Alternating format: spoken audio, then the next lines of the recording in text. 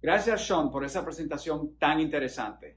Luego de haber visto el approach macro de Credit Suisse y ahora salud de Novartis, nos vamos a enfocar en la economía local. Raúl Ovalle, socio gestor de Analítica, nos va a dar sus proyecciones de la economía local en el 2021. Raúl, adelante.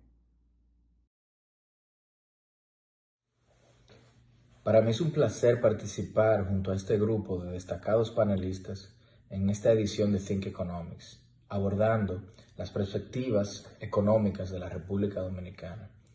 Me gustaría centrar la discusión en tres tópicos fundamentales. El primero, el entorno COVID, luego, el entorno económico doméstico y finalmente, la postura de las autoridades de cara al 2021. Iniciemos con el entorno COVID. El número de contagios y fallecidos ha venido reduciéndose de manera sostenida desde los máximos que observamos en el periodo postelectoral. Dicho sea de paso, las elecciones presidenciales de República Dominicana fueron las primeras en ser celebradas en la era de COVID en todo el continente americano. Y los números que estamos viendo constituyen para el caso de los contagios cerca del 50% de lo que se registraron durante ese periodo y en el caso de los fallecidos cerca de un 10% al día de hoy.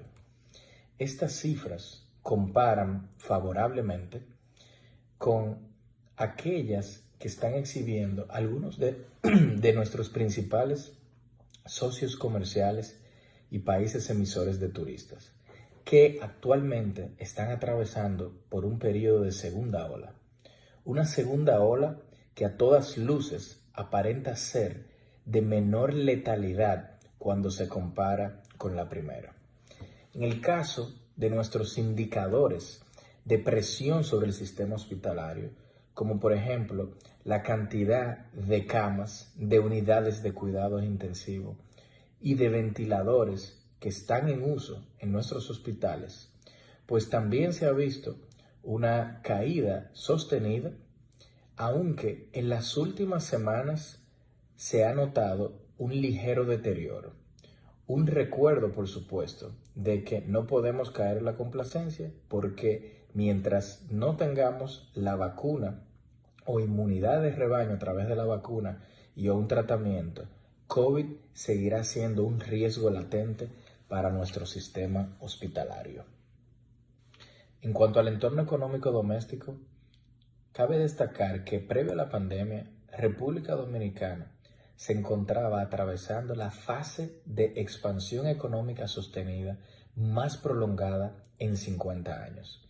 Esta narrativa, esta capacidad demostrada de crecimiento por largo tiempo, es una que nos favorece frente a otros países de la región de cara a agencias calificadoras de riesgo soberano y también inversionistas privados.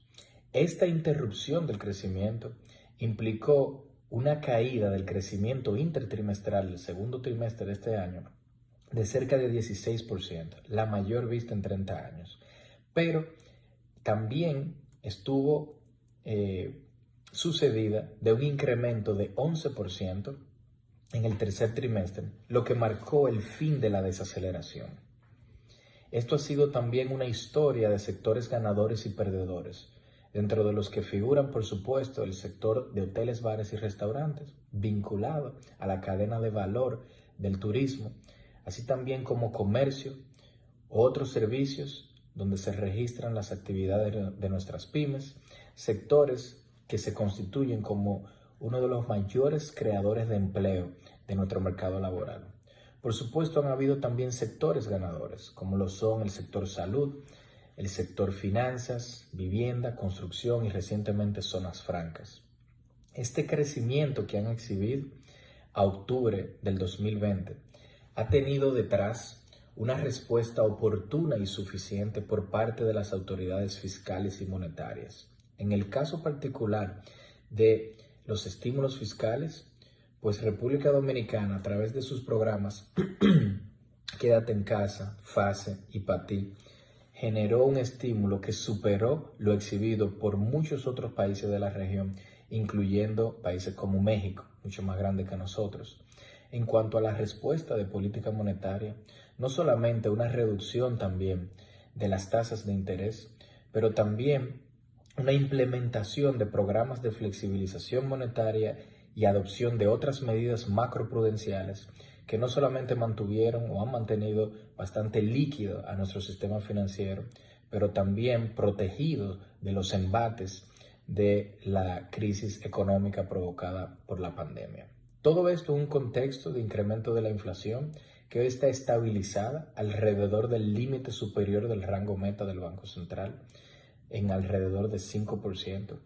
Y esto porque el incremento del tipo de cambio que vimos a principios de la pandemia implicó un traspaso de parte de ese incremento de la depreciación hacia los bienes transables de la canasta básica del índice de precios.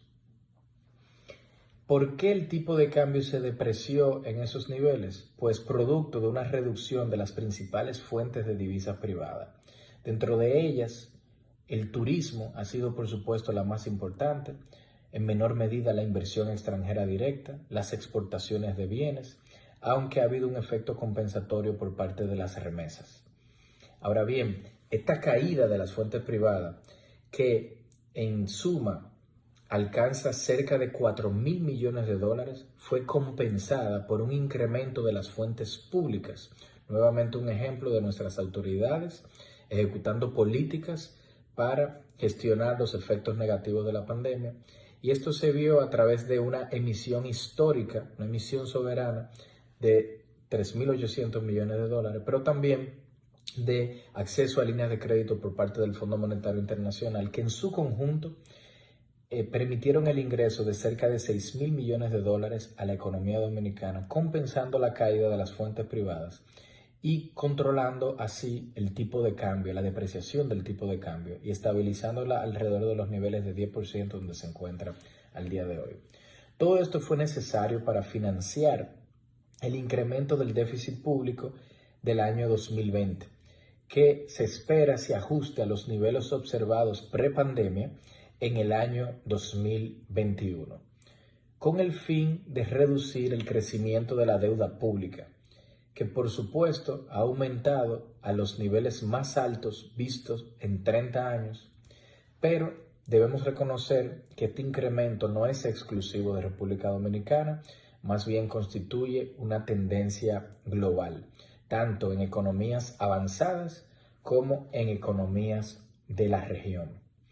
A pesar de todo esto, la sostenida reducción del riesgo país que hemos estado evaluando y hoy ubicada en niveles prepandemia, refleja un optimismo de los mercados globales hacia la República Dominicana y hacia algunos países de la región latinoamericana. En cuanto a la postura de las autoridades y las perspectivas de 2021, cabe señalar que los pronósticos de crecimiento del año que viene, efectuados por los principales organismos multilaterales, agencias privadas, pero también las autoridades, sitúan el crecimiento en un rango de entre 4 y 6,6% y una inflación promedio dentro del rango meta del Banco Central. En el caso del crecimiento, estas previsiones superan lo que organismos como el Fondo Monetario Internacional entienden sucedería para la región latinoamericana. Una narrativa que, por supuesto, favorece a nuestro país. Esto permite que nosotros podamos caracterizar un contexto macroeconómico para ambas autoridades, tanto las fiscales como las monetarias.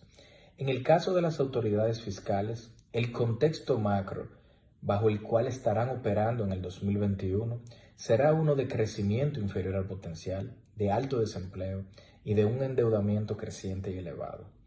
Esto genera una postura de las autoridades que, vía el presupuesto nacional, ha sido contractiva o, como le llaman los economistas, procíclica. Por supuesto, esto estaría condicionado a la materialización de riesgos COVID, es decir, en la medida en que República Dominicana estuviese requiriendo de mayores acciones fiscales, pues las autoridades probablemente tendrían que generar desvíos de sus finanzas públicas para contener el virus. ¿Cuál sería el principal reto ante este contexto macro y estas posturas de cara al Ministerio de Hacienda? Pues ajustar el desvío fiscal del año 2020 sin que se frene la reactivación económica. Y es posible que las APP, las alianzas público-privadas, jueguen un rol fundamental en esto. ¿Qué esperamos entonces a partir de esto? Pues una emisión global en el primer trimestre de 2021 y el inicio del diseño de una reforma fiscal que se estaría implementando a partir del 2022 y contribuya con detener el crecimiento del endeudamiento público que surgió producto de COVID. En el caso del Banco Central, el contexto macro relevante es uno de crecimiento inferior al potencial, inflación alrededor del límite superior del rango meta y una depreciación cambiaria mayor al promedio histórico, producto de la caída de las fuentes de divisa privada como el turismo. La postura de las autoridades ha sido una expansiva, condicionada por supuesto a la recuperación de la actividad. ¿Cuál sería el principal reto que enfrentarían? Pues impulsar el crecimiento, evitando deslizamientos de la moneda que se traspasen a inflación. ¿Y qué estaríamos esperando? Pues incrementos de las tasas de interés a partir del segundo semestre, por supuesto condicionado a la recuperación económica, y una depreciación cambiaria que se mantenga durante el año 2021 superior al promedio histórico y en línea con el marco macroeconómico de las autoridades.